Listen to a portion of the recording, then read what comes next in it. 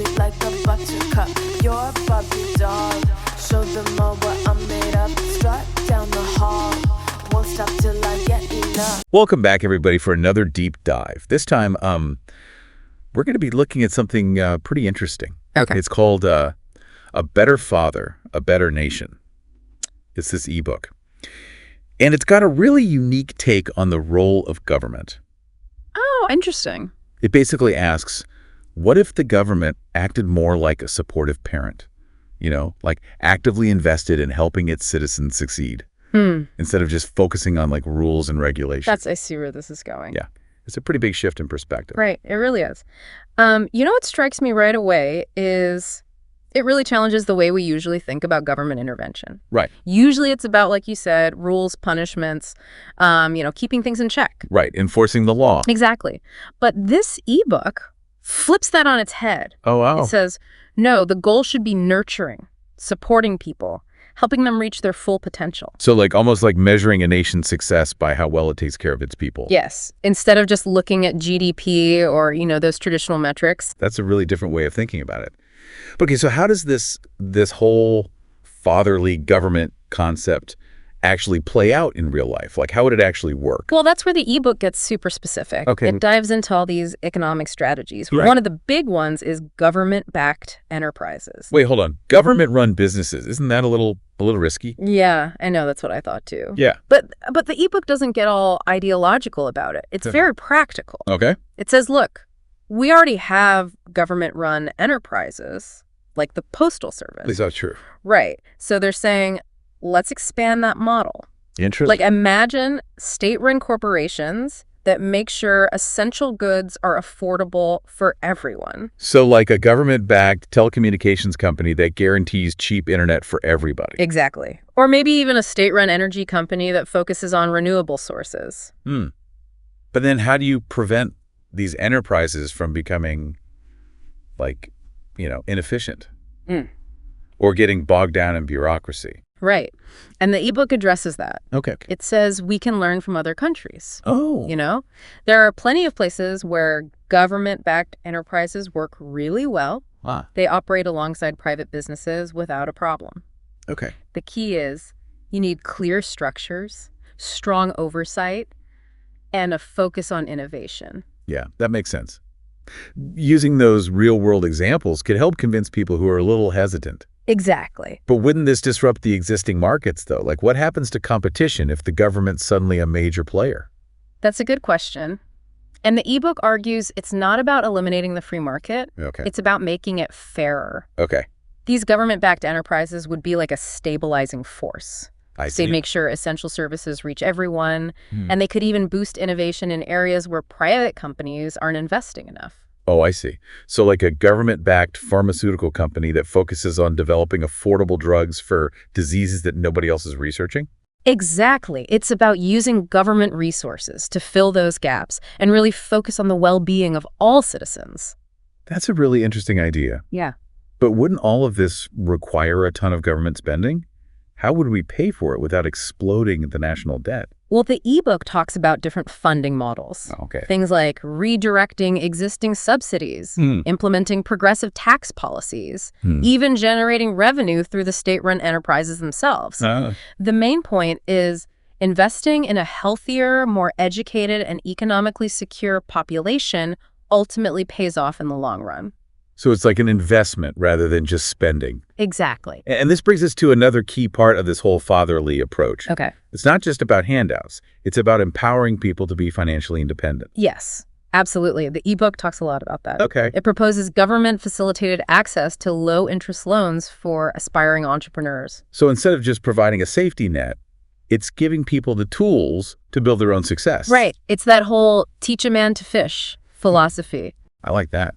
But how would these loans be different from the small business loans that already exist?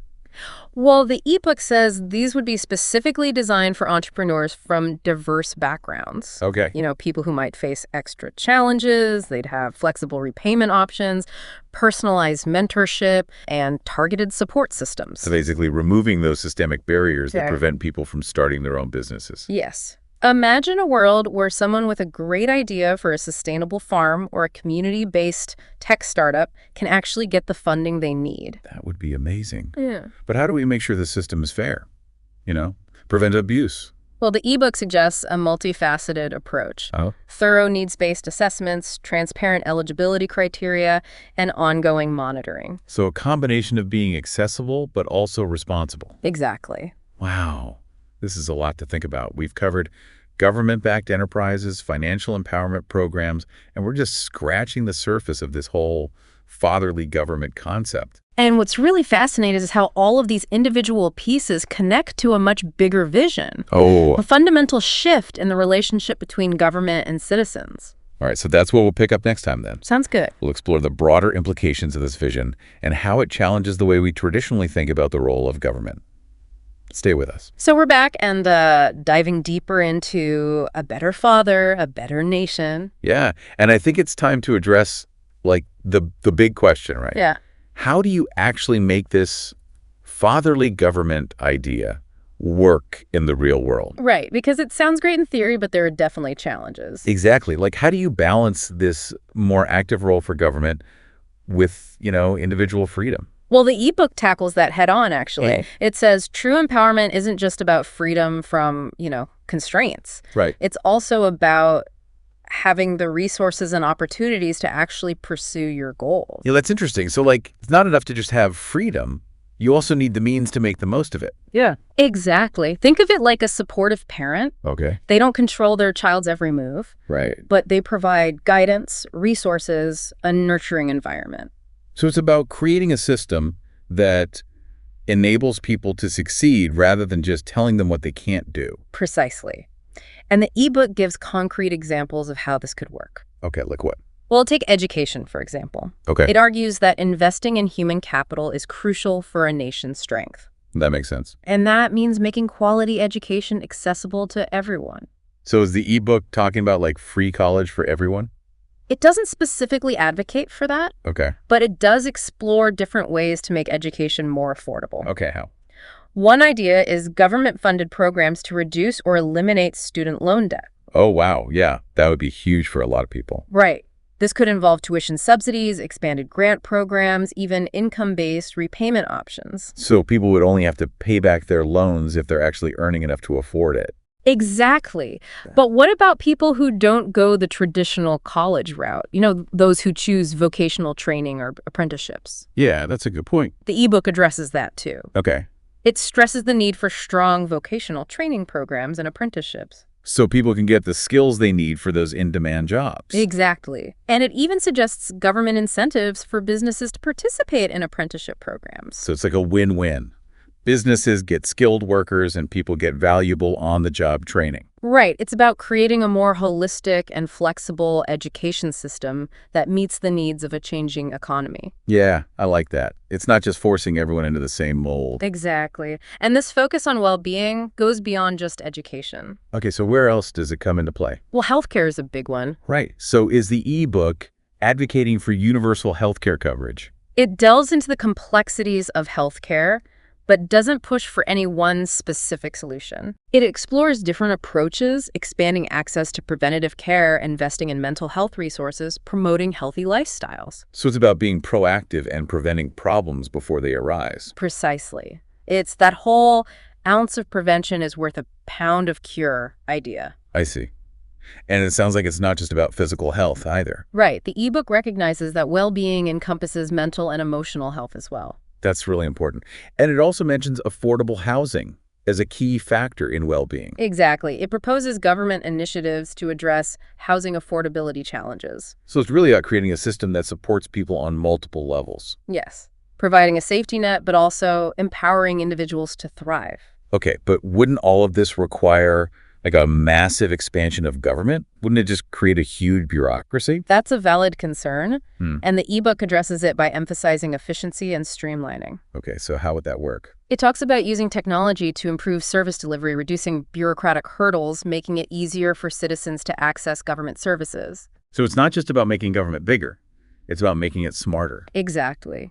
leveraging technology to create a more responsive and efficient system. But even with the best intentions, there's always a risk of unintended consequences. Of course. And the ebook acknowledges that. Okay, so how do we mitigate that risk? It emphasizes the importance of flexibility and adaptability, regularly evaluating programs, making adjustments based on real-world results. So it's a dynamic process. Yeah. Not just setting a plan in stone and hoping for the best. Right. It's about being willing to learn, adapt, and make course corrections as needed. This is really making me rethink my whole conception of what government can and should be. It's challenging a lot of traditional assumptions. Yeah, it is. But it's also presenting a really compelling alternative. Exactly. And that's what we'll dive into next. Okay, sounds good. We'll explore how this vision confronts existing realities and what it would take to actually make it a reality. All right, so we're back. And I think it's time to talk about the elephant in the room. You know, the practical challenges of actually making this fatherly government thing a reality. Yeah, because as compelling as this vision is, there are definitely obstacles. For sure. Like one of the biggest ones I can think of is political resistance.